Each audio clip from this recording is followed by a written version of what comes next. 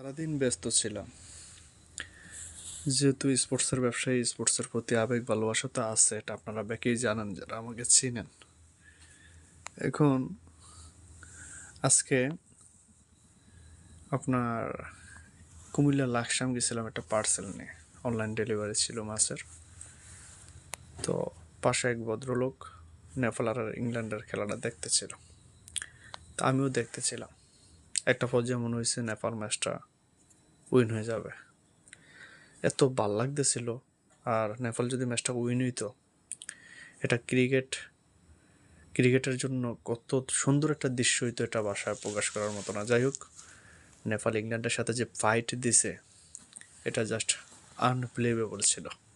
আর England, Australia, India, এই তিনটা বড় দলের যারা এগুলার কন্ট্রোল করে, যারা আইসিসির সাথে লিপ্ত, তাদেরকে জাস্ট একটা কথা বলার, সেটা হচ্ছে ক্রিকেটটারে 8 দল, 10 দল, 12 দলের ভিতরে রাখার দরকার নাই।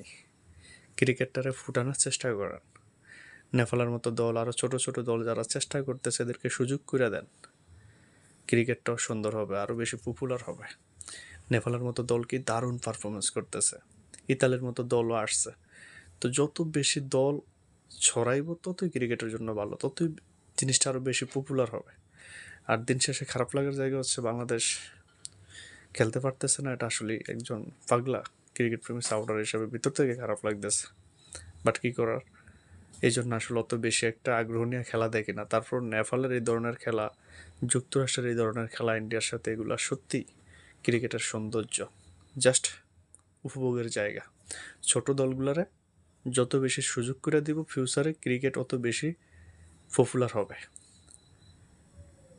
নেপালের জন্য বেস্ট অফ লাক। ইন ফিউচারে নেপাল এশিয়ার ভিতরে দারুণ একটা দল হবে আশা রাখি। আফগানিস্তানের মতো করে নেপালও একটা দিন ভালো একটা জায়গায় পৌঁছাবে।